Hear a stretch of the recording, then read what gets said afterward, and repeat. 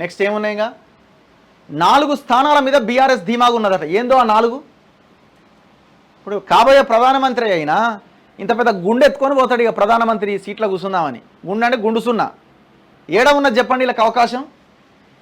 ఒకటి బీఆర్ఎస్ ప్రధాని, ఇప్పుడు నేను ప్రధానమంత్రి అవుతాడు ఇక నెక్స్ట్ అని అంటుండే కదా, నాకు 12 సీట్లు ఇరి నేను ప్రధానమంత్రి, నేను మొత్తం యుద్ధం చేస్తా, అవసరమైతే ప్రధానమంత్రి అవుతా అంటున్నాడు కదా.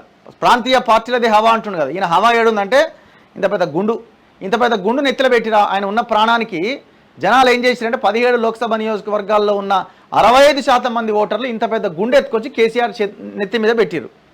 ఇప్పుడు ఆ గుండె ఎత్తుకొని ఢిల్లీ దాకా నడవాలన్నట్టుగా. వీళ్ళకి అవకాశం ఏడుంటే బేసిక్గా ఒకటి మెదక్ అండి. యాక్చువల్గా మెదక్ ఒకటి, అంటే వీళ్ళు కొంత ఫైట్ ఇచ్చే నియోజకవర్గాలు, ఓట్లు పడే నియోజకవర్గాలు. సికింద్రాబాద్ ఒకటి, రెండోది నాగర్ కర్నూలు ఒకటి. ఇక్కడ క్యాండిడేట్స్ వైజ్గా చూస్తే కొంచెం బలమైన క్యాండిడేట్స్ కనబడుతున్నారు. నాగర్ కర్నూలు ఒకటి, సికింద్రాబాద్ ఒకటి. ఇంకా పోటీ ఎక్కడున్నది అంతే. ఇక అంతకుమించి ఇక్కడ ఇక పెద్దగా పెద్దపల్లి ఒకటి, ఇక్కడ కొప్పుల ఈశ్వర్ పోటీ చేస్తున్నాడు. పెద్దపల్లి ఒకటి అండ్ ఖమ్మం ఒకటి, అంటే కొంత ఓటు బ్యాంక్ వచ్చే నియోజకవర్గాలు. నల్గొండ ఒకటి. ఇక మీకు నిజామాబాదు, కరీంనగరు, ఇక ఇది పెద్దగా ఏం లేదు. కొంత కరీంనగర్లో కొంత ఓటు బ్యాంక్ వస్తే రావచ్చు. ఇలా ఈ ఏరియా బెల్ట్, ఇక్కడ కొంత వెలమ సామాజిక వర్గం నుంచి లీడర్ కాబట్టి అక్కడ కొంత వెలమ కారిడార్ ఇది ఉండడంతోనే వచ్చింది. ఓట్లు కొంత పడే అవకాశం. ఇక ఆదిలాబాద్ కానీ నిజామాబాద్ కానీ ఇక మిగతా ఎక్కడా కూడా వీళ్ళు కనీసమైన పోటీ ఇచ్చే అవకాశం లేదు. భువనగిరి 0, ఈడ మన చేవెళ్ళ 0, మల్కాజ్గిరిలో కూడా 0, హైదరాబాద్ 0, ఇంకేం లేదు. వీళ్ళు పోటీ అంటే ఓట్లు మినిమం ఓట్లు వచ్చేవి మెదక్, సికింద్రాబాద్, నాగర్ కర్నూలు, పెద్దపల్లి, ఖమ్మం, నల్గొండ అండ్ కరీంనగర్. ఇందులో మన అసలు గెలవడానికి అవకాశం లేదని రిమూవ్ చేయాల్సినవి. ఇక్కడ గెలవడానికి అవకాశం లేదు. పెద్దపల్లి లేదు, ఖమ్మం లేదు, కరీంనగర్ లేదు, నల్గొండ లేదు, సికింద్రాబాద్ లేదు, ఛాన్సే లేదు. ఇక ఏమున్నదండి? ఇక మిగిలింది ఒక మెదక్ ఉన్నది. ఈ మెదక్లో గెలవచ్చేమన్నది వీళ్ళ ఆశ.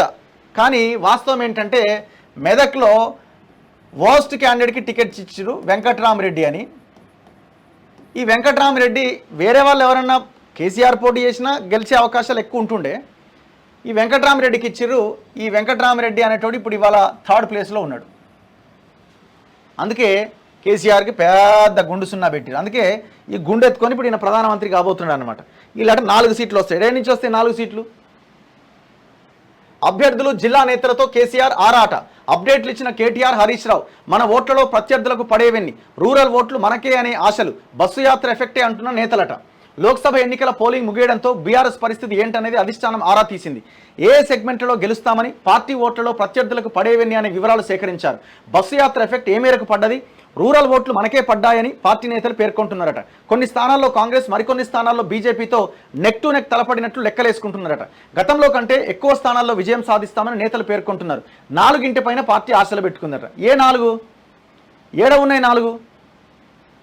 6 స్థానాల్లో లీడ్. రాష్ట్రంలోని 6 పార్లమెంట్ స్థానాల్లో ఆదిలాబాద్, నిజామాబాద్, భువనగిరి, మహబూబ్ నగర్, చేవెళ్ల, జహీరాబాద్లో త్రిముఖ పోటీ నెలకొందని, అందులో కొన్నింటిలో విజయం సాధిస్తామని బీఆర్ఎస్ ధీమా వ్యక్తం చేస్తున్నది. భువనగిరిలో అసలు అవకాశమే లేదు. నాది అదే నియోజకవర్గం కదా. భువనగిరిలో బీఆర్ఎస్ వాళ్ళంతా బీజేపీకి ఓటేయండి అని అక్కడ ప్రచారం చేసుకున్నారు. No chance. నిజామాబాద్లో అసలు అవకాశమే లేదు. జీవన్ రెడ్డి వర్సెస్ అరవింద్గా ఫైట్ ఎప్పుడో క్లియర్ అయిపోయింది. బీఆర్ఎస్ అక్కడ కనీసమైన పోటీ ఇచ్చే అవకాశం లేనేలేదు. ఆదిలాబాద్లో అసలు ఛాన్సే లేదు.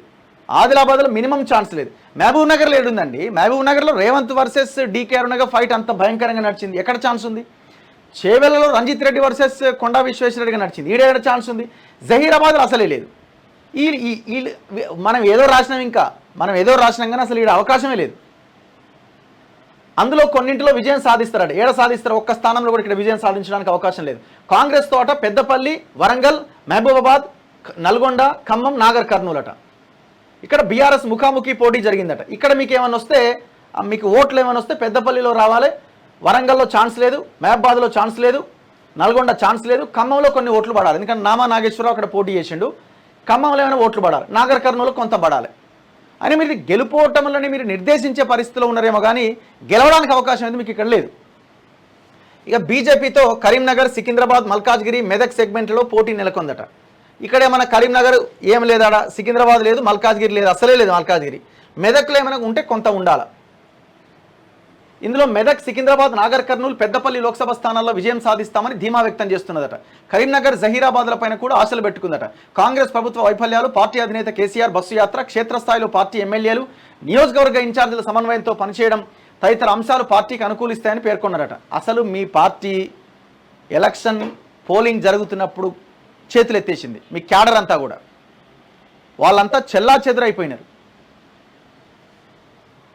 కేటీఆర్, హరీష్ రావుతో కేసీఆర్ భేటీ అట ఫామ్ హౌస్లో. ఏం లేదు, 0 రాబోతున్నాయి, ఏం చేద్దాం. గుండు 0 రాబోతున్నది, ఏం చేద్దాం అన్నదే ప్రధానమైన చర్చ. అరే బాబు, నువ్వు జర నోరు అదుపులో పెట్టుకోరా నాయన, ఇప్పటికైనా అంత ఆగమాగం అయింది పరిస్థితి కేసీఆర్ అన్న కొడుకు చెప్పాలా. ఇప్పుడు వీళ్ళ ముందున్న కార్యాచరణ ఏం లేదు. వీళ్ళు తక్షణం చేయాల్సింది ఏంటంటే ఈ పార్టీని వీళ్ళు వదిలేసి వేరే వాళ్ళకన్నా అప్పగించాలి. లేదు హరీష్ రావు లాంటి ఆయనకైనా ఈ పార్టీని మొత్తం అప్పగించేసేయాలి. కేటీఆర్ని, కవితని మొత్తం పార్టీకి దూరం చేయాలి. అట్లా అయితే తప్ప ఈ పార్టీ ఏమైనా బతికి బయటపడగలిగే అవకాశాలు ఏమన్నా ఉంటాయి. హరీష్ రావు అయినా గొప్పోడని మేము అనడానికి కాదు, కానీ ఎంతో కొంత ఉన్న దాంట్లో గుడిలో మెల్ల అన్నట్టు ఏమైనా వాతావరణం ఉండొచ్చు. నేను అనుకోవడం అసలు మెదక్ గెలుస్తారని వీళ్ళు అనుకుంటున్నారు, కానీ మెదక్ సిద్దిపేటలో మెజారిటీ వస్తుందా బీఆర్ఎస్ కానీ.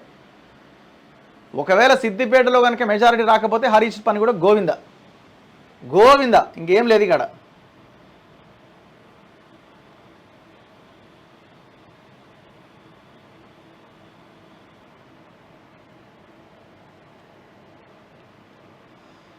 చూడురిగా నేతలంతా టూర్ల బాటాట.